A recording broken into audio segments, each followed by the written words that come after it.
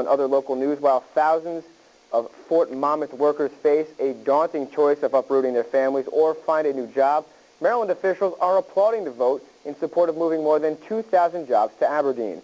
As Brian Wilson reports, when this move takes place, a piece of Fort Monmouth will remain and be housed in a trailer on the campus of Monmouth University. Within this trailer, software engineers are developing the required technologies and systems to establish a prototype and national model for developing rapid response capabilities in the event of a bioterror attack or major disease outbreak. The U.S. Department of Defense awarded Monmouth University a $1.6 million contract to establish a Center for Rapid Response Database Systems back in December of 2004. Now, 1 year later, the center has moved from a building on campus and into a mobile trailer where numerous amounts of activities are taking place to aid first responders. We're developing how we can provide software engineering, modeling, and simulation capabilities to the local first responders, taking into consideration their needs and their capabilities, and how do we get them the right information at the right time in order to make the right decisions to save lives. And they have to make these decisions very quickly, and in order to do that, they need to gather a huge amount of information and understand it also. Because many of the operators are volunteers, right? They are not familiar with the system, and also we don't have enough time to educate them to how to use the tool. So we want to make sure that our tool is very intuitive. The Rapid Response System staff is working on a command center workflow to provide first responders with an efficient way of communicating, an aspect of emergency management that Dr. Rieger says is crucial to rapid response. If you don't have a good plan to respond, then you have the issues of lost life, lost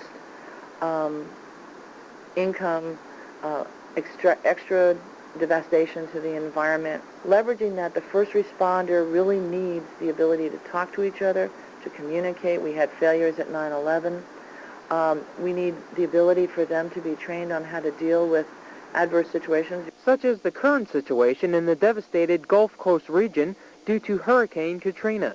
As the time passes, with all the water there, we have a concern that now there could be disease and other things erupting.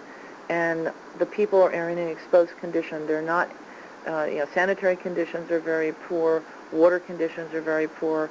If we looked at what happened with the tsunamis last year, we saw the additional loss of life due to the disease that followed the devastation, and we're very concerned here.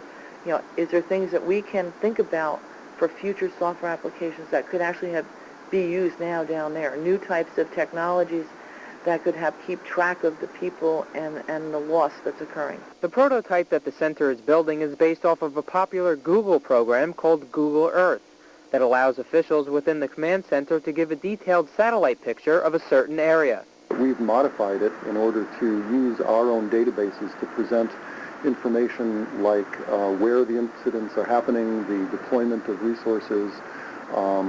You can show models of how, for example, a biological event might spread across time. Monmouth University's Center for Rapid Response Database Systems works closely with Fort Monmouth Software Engineering Command staff to develop these new software technologies. And the closure of Fort Monmouth should not affect the research conducted by the center. In fact, Dr. Rieger says that it may benefit workers who wish to remain here in New Jersey, as jobs will become available at Monmouth University's Rapid Response Center. The next step will be to develop a statewide training program for first responders. The R4 trailer closes up in about a half an hour and will be able to travel to various locations across the state to provide emergency management training. Reporting from Monmouth University in West Long Branch, this is Brian Wilson, WMBC News.